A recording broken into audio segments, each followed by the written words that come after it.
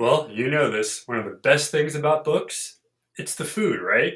Let's talk about five more literary foods.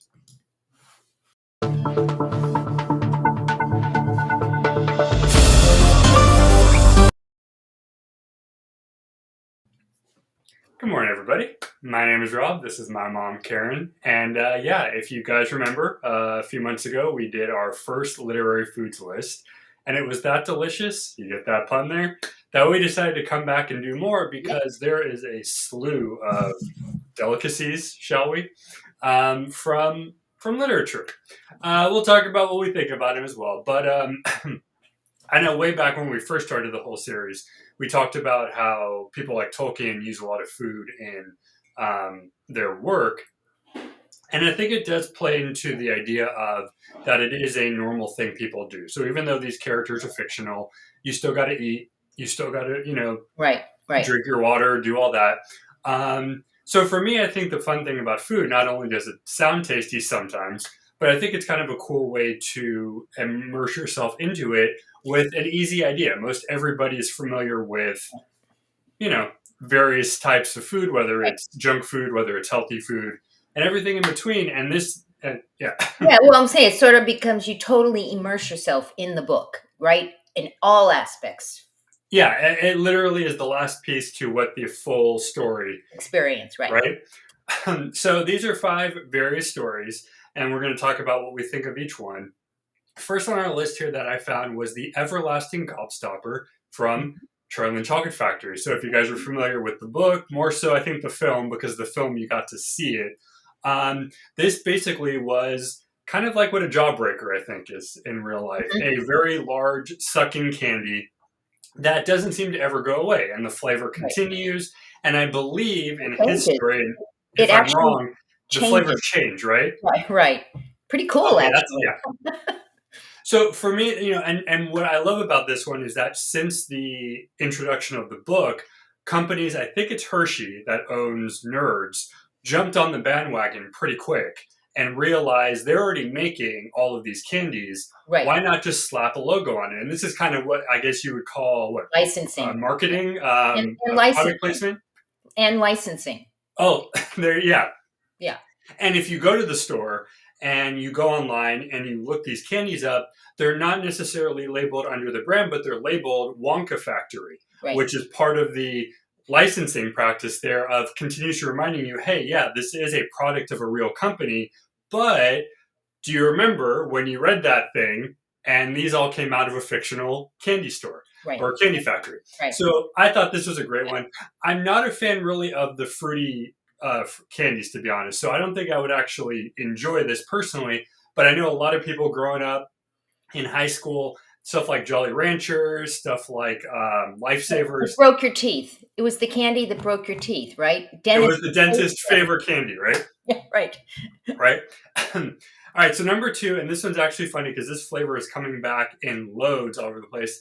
If you're a Harry Potter fan, you will know of Butterbeer, which no, it's not an alcoholic drink. It's actually a kind of a frothy butterscotch, I guess maybe a tea type of thing that all of the kids at Hogwarts, excuse me, would drink.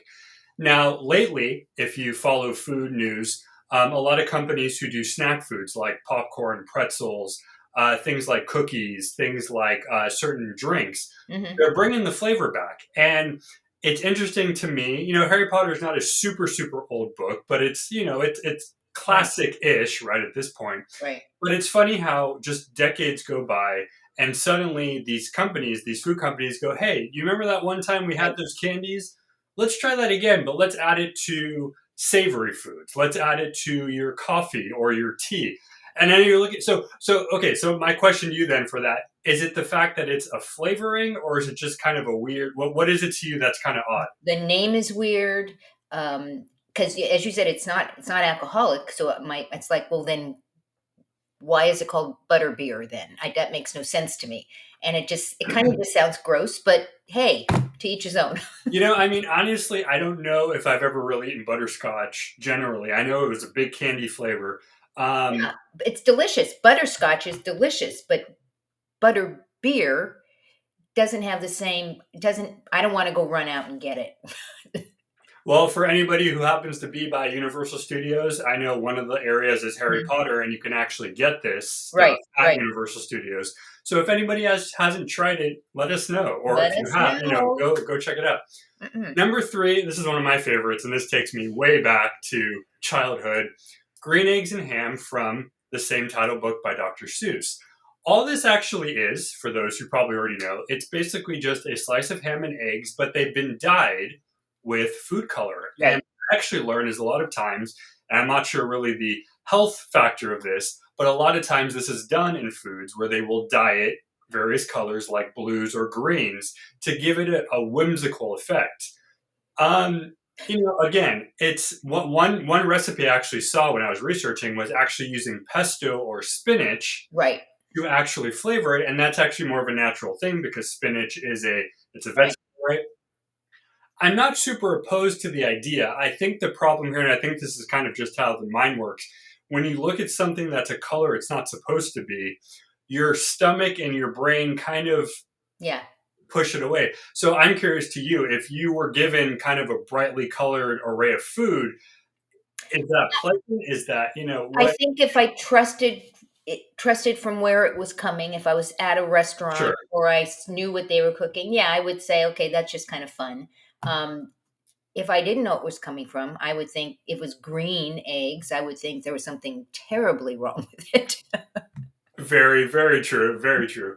But But I do like this idea, and I know plays on to Dr. Seuss's idea of using lots of colors, lots of whimsical ideas. So and it's fun for kids, right? It's fun for kids. And Dr. Seuss was technically a children's author, technically, although his messages were not just for children. right, But I think it was fun. I mean, it was done obviously for kids, Green Eggs and Ham. I mean, they're and right, delights children for sure. exactly. Number four, and this is one that I've actually heard very negative reviews on this candy, and I don't know why because I've never had it. But if you are a fan of Lion Witch in the Wardrobe, you will be familiar with Turkish Delights, which, from the sound of it, kind of sound like a taffy, sugary, chewy candy, usually flavored with very strong flavors like rose, lemon, or pistachio.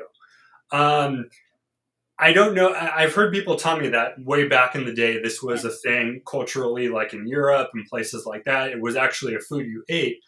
I don't know if it translates today as it would have maybe back in the 1800s or whatever. What Yeah. do you? I don't know. I mean, I've heard the food Turkish delights. I've heard it. I haven't heard it in a very, very long time, and this is the first time in a very long time that we're like discussing it. Mhm. Um, I do recall you either loved it or you hated it, but I don't know what it really is. So the fact that there's like different flavors like rose, lemon, maybe that might be kind of interesting. A lemon with dusted sugar that actually sounds that could be tasty. But then you got to ruin it with a pistachio or rose. I mean, so I don't know. I don't and no, I have no idea. I mean, I guess I'd be down to maybe taste testing it for a video. Who knows? But I have seen it. It doesn't look necessarily bad, Yeah. but I've just heard very strong opinions that if you don't like it, you don't want it. Like you are not Right. going to. Hey guys, anybody out there? Have you ever had Turkish delights? Let us know what it tastes like. Do you like it? Do you not like it? Is it something you would eat again? Kind of thing. We'd love to know. Now, the last one on the list we actually talked about back when we did our Lord of the Rings episode is the Lembas bread, and this is actually more of a biscuit style roll, usually involving oats and honey. Which, again, perfect combination. Every breakfast out there has oats and honey, right? And again, this is one of those things that it's actually kind of related to historical ways that it was travel friendly. So Uh-huh. it was created to be something you could put in your bag and you don't need to refrigerate it. You don't Right. need to keep it cold and you can eat it as you go. So kind of what you would expect to be a typical biscuit, maybe a cookie, maybe Right. something like that. And of the list, I think this is probably the most standard one that people probably would Yeah. eat. But again, it just goes back to the idea of Tolkien specifically using food in a way that literally is what you do day to day. You wake up in the morning, you go to bed at night. What do you do in between? Well, most of the time you're having at least three meals, right? Right. But when you're out and about working, you might want to have something in your A pocket. You might want to snack. have right? Right. Right. Right. So I think of what every time I do these videos and we do these, I always learn new things. But I think it always comes back to, why are you writing about food? And the simple answer, I think, is it's part of the thing. If you didn't have food in your story, you might lose part of the reality, I think. I think that's true. And again, we talk often about the experience of reading books, right? The smell Yes. of them, how it feels, and the addition is that last sense of taste, right?